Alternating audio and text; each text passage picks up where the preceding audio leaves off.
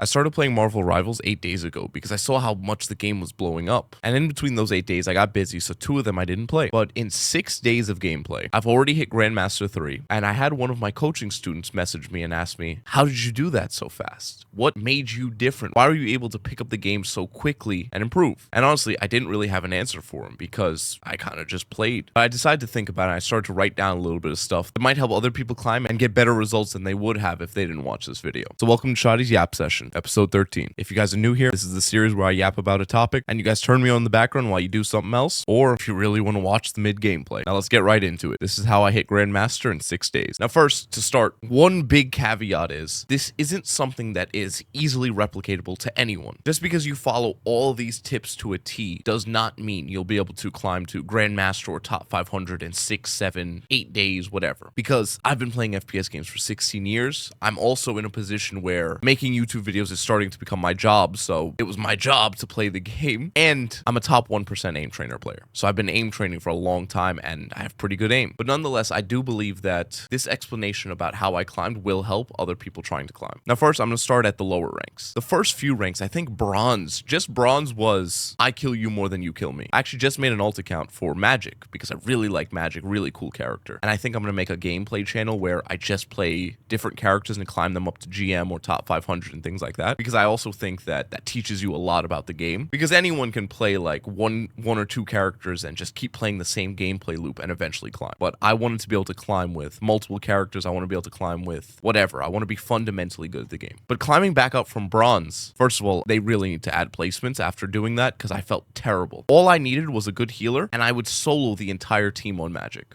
Honestly, I felt really bad, because I was like, wow, this is not right. I feel bad for like smurfing right now, but the quicker I win, the quicker I get out of it, so I don't have to do it to people. But from bronze only, I think climbing out of bronze was purely just mechanics. I was just aiming at people and not dying. Now, you might say, well, how do you not die? What I mean by that is, I would first familiarize myself with the maps. Once I learned where all the health packs were and what walls you could break to make your life easier, that was all I needed. All the maps have like 1 or 2 places that you should always break, just for more sight lines on the enemy or more health packs or things like that. Now, I recommend if you don't know the maps, everybody should, first of all, learn what button it is to turn on the X-ray vision. It's default B, and if you're on console, I'm not sure, but there's a button that allows you to see what's breakable. Whenever you get into matches, just click it. Just spam click. Go throw a few quick play matches and just click it and see what's breakable and break it. Now, if you also want to skip that step and you don't want to, just watch gameplay. One match of someone at a higher level playing the map, you'll see what's always broken, what holes are always made, things like that. And you'll see, if you watch Spider-Man gameplay especially, or Panther or things like that, or backline characters, you'll learn where all the health packs are, because those characters live on the health packs. But more important than everything else, if you guys have at least one healer and you're a good DPS player or a good tank, you basically win the game, because tanks and DPS characters do enough damage that you just win. Now, if you're a support character and you're trying to win, I would honestly recommend you play Adam Warlock, because Adam Warlock does a ton of damage and he can almost solo carry your entire team. So I would recommend, if you're a support and you realize the rest of your team is doing nothing, please play a DPS support. Adam Warlock. Raccoon does decent damage, but only at close range. I think Luna Snow does a ton, and she's like the best healer in the game. But in general, try to practice DPS healers. Just for now, because once you get back up to like gold and all that, then you won't need to carry on damage usually, or at least carry as much. As for the DPS and tank players, Doctor Strange, Magneto, and Thor, just those 3, if you know any of those 3, you're a monster. You're set, because they all do a ton of damage. They're all really tanky or really good utility, and they're all not that hard to use, except for Strange's portal. I think on my rank up game to Grandmaster, I had to play Strange, and all I did was kill people because I could not use that portal. One time I put the portal too high. Another time I double left click so the portal automatically placed in like a 1-step radius. I just gave up, dude. It was a good laugh with the randoms though, because the people were talking to me and we were laughing, because I told them right at the start, I was like, guys, I played Magneto or Thor or DPS. I can't do this. I'm just letting you know the portals are going to be terrible. And we all laughed and we said, all right, cool.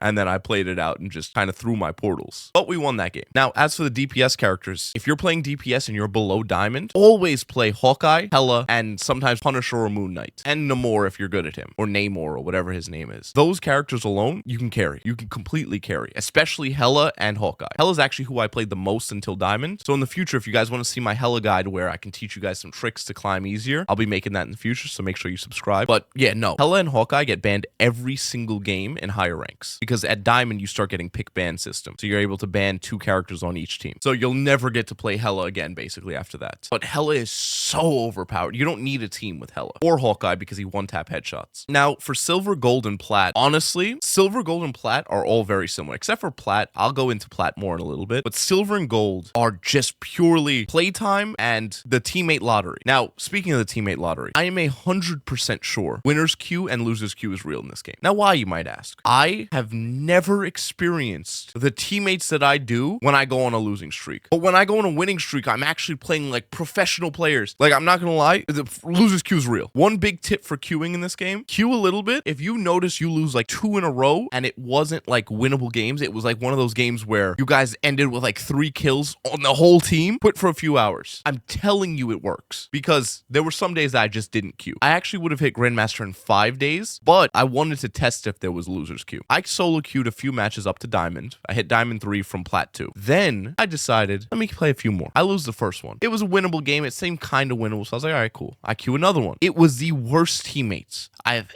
ever played with. Still to this day, I haven't had teammates worse. Then I was like, that's strange. I had such good teammates earlier. So I play another one. These teammates were even worse. They were actually purposely throwing. They just said, I'm just here to lose. I'm kind of just pissed today. Oh, okay, great. So I tilt queue another one. I think I tilt queued 6 matches. I lost all 6 that day. I think I was MVP for every single one of them. But I ended up D-ranking to lower than where I started that day. And I was like, all right, you know what? That's enough.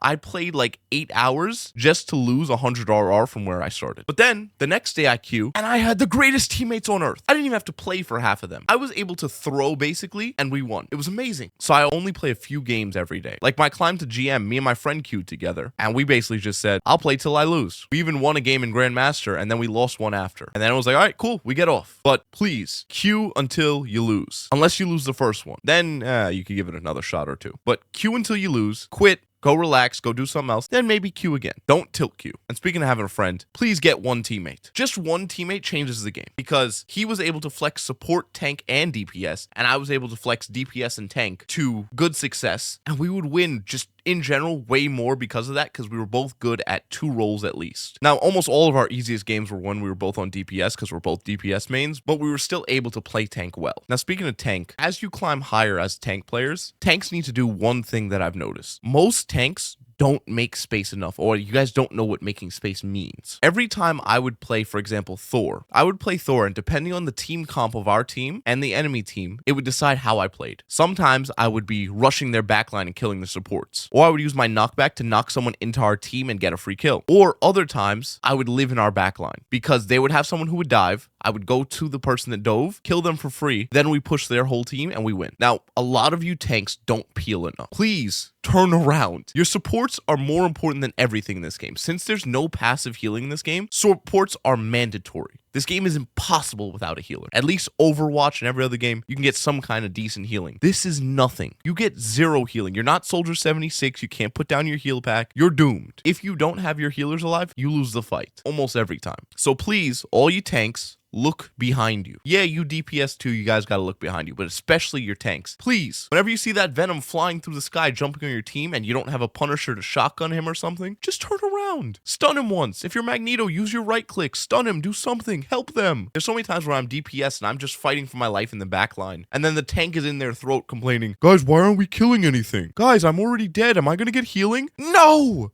Turn around. So please, turn around. And all you supports, ping, scream, use your mic. Just because they're on you doesn't mean we know they're on you. Now for Plat, or Elo Hell in my opinion. Plat was the worst rank. I'd rather queue GM. And honestly, I think GM was easier to queue in than Plat. And why I say that is because all of you DPS players. Now I get it, I'm a DPS player. And I have a saying, me and my friends have a saying, my ego is bigger than my brain. So trust me, I get it. But there's too many times you guys have 5 kills when everyone else, even your supports, have double digits, and you guys refuse to switch. I feel like you'd be more useful running it down on a tank than shooting nothing and giving the enemy team ult charge. Please. The biggest thing about it was people would lock a roll and then not do their job. Now, I'm not telling you, oh, don't lock a role, don't pick a role. In my opinion, you should almost always insta-lock the role you want to play and basically stick to it the whole time. Everyone says, oh, you should learn how to flex. I think you should learn how to do very minor flexing. For example, I only really played Moon Knight, Punisher, Hawkeye, and Hela. That was it. So only ones I really played. But I did learn Thor and Magneto. I didn't really have to learn. I kind of just play him because he's super easy. And that's it. Those two I really learned. And that's all. All I did was flex a little bit of tank because tank and DPS are pretty similar. It's just you get to be super aggro on a tank. But your job, in my opinion, is pretty similar. I turned into a DPS tank and would top frag and do a ton of damage. That was my goal. And I think that's how most tanks should be played in this game because tanks are overpowered in this game. Tanks have way too much health and they do way too much damage for the amount of health they have. So you guys need to be abusing tanks because tanks are amazing. But everyone in Plat thinks they're better than they are. And you almost always win the game when everyone's on a role they're comfortable on that they actually do their job. The only exception in this game that you shouldn't do is no healers. If you have 4 support and 2 tanks, you'll probably win. If you guys are all good at your job. If you have 4 DPS and 2 supports, you'll probably win.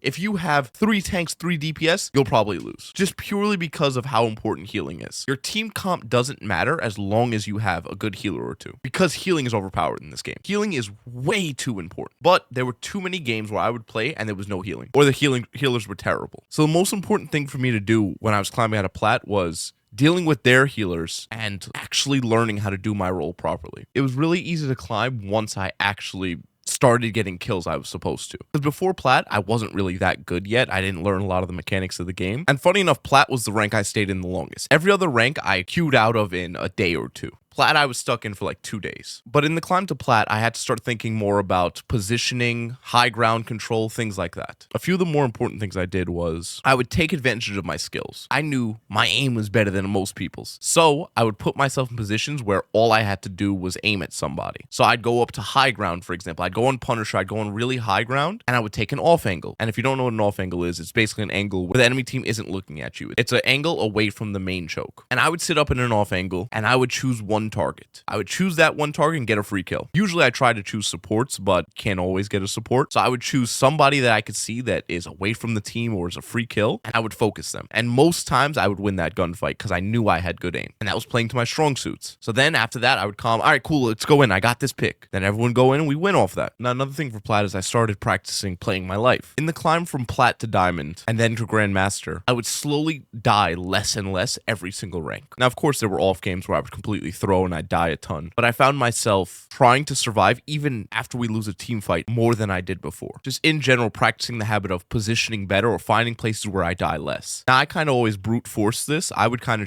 learn it from trial and error. So I'd go rush in or I'd play a position and be like, okay, let me just play here, let me do this, and I would just play. Then when I die, I would think about, why did I die there? Did I die there just because everyone else died and then they all rushed me, or what was it? Now, sometimes I try to make sure I don't give myself an excuse, because some people, they'll say, oh, well, everyone on my team died, that's why I died there. Even though if you had played in a better position, you probably could have still gotten out even though your team died. You may have just been too far up, or you may have just been doing this wrong or that wrong. Another big thing was maining Hela. I would frontline a lot with Hela because Hela was just oppressive. You were able to, if you had good aim and hit headshots, just push everything. Speaking of that, a lot of the gameplay you guys might see might be my old, like, silver gameplay. So if you guys see it looks terrible, listen, don't judge me, okay? This is just some gameplay so you guys can just look at something while I yap. But yeah, no, I would completely frontline with Hela because it worked. Then finally facing better people, I had to unlearn that and then start trying to think, okay, where's my tank? Let me get behind him, or let me get closer to my healers so I can fight with them and protect them. I also had to think about when to push really hard. There were plenty of times and plenty of matches where me and my team would stop pushing the payload, leave the healers on the payload, and just rush their spawn because it worked and because it would stagger them. Now, if you don't know what staggering is, it's making it so that all of your enemy team dies at different times. So when they respawn, it's staggered. They won't all respawn around the same time, and they have to always wait for each other to spawn back in. And something like this is what a lot of people don't realize in their lower ranks, because they'll just die and start rushing right back in. If you don't ever regroup, you're giving yourself unfair fights every single time you do that, because you're going to run in and it's going to be 2 of you and your other tank, and then you're going to run in and then the whole enemy team is there. Then you guys are both going to die. Then the other 4 people on your team that were supposed to be with you go in after you guys die. Then they die because it was a 4v6 6v6. And stuff like that is something that you have to start thinking about right away. A lot of climbing in video games is kind of just math and common sense. It's like 6v6, right? In my head, 6v6, but 2 of those 6, the 2 healers, make it so it's unfair. Let me go get rid of the 2 that make it unfair, and even if we lose 1 or 2 from that, we have an advantage because they can't heal. It's like chess. They lost their king and queen, and they took a pawn or 2. But you want to try to think about the game like numbers, and the only thing that makes the numbers unfair is ultimates. Now, personally, I kind of just burn my ultimate because I play characters like Moon Knight. Moon Knight's ultimate isn't crazy good unless you're comboed with a Groot or a Doctor Strange or something like that. So Moon Knight, I get his ultimate so quickly that I use it almost every single big team fight because I almost always have it back up. But other characters, for example, Star-Lord. Star-Lord's ultimate is game-changing. I actually watched one of the better players in the game. He ended with like 50-something kills in a match, and almost every single kill was with his ultimate because he would just go in the back line, create space, shoot at people, distract enemies, and charge his ult. And every time he'd get his ult, he would have his team push up and then jump out from behind them, ult, kill their entire backline, and then the fight's over every single time. But before you pop ultimates, a lot of people don't look at, okay, is my team alive? Is my tank alive? Is my healer alive? Is there any point in me doing this? Because it's really important to decide, should you even do what you're about to do? But after all those tweaks, I finally hit Diamond, and from Diamond to Grandmaster, I think was easy, but I think it was only easy because of a few things. One of the biggest ones was I tried not to let my ego ruin matches. And to explain to you what I mean, I had a match with my friend. We were duo queuing, and the enemy team was destroying us. They had a Hulk, a Doctor Strange, and an Iron Man. So they were using that combo. And if you don't know, that combo does way too much damage. It's one of the best in the game. But our tank wasn't putting in enough work. Our tank was not doing enough. It was just a Doctor Strange solo tanking. And I didn't really want to switch because our other DPS wasn't doing enough. But I decided to switch to Hulk and trust my friend. I was like, all right, bro, I'm going to switch. You go to Iron Man. I'll play Hulk, and I'm trusting you to just carry all the damage and completely win this for us. So I switched to Hulk, and I had the most fun I've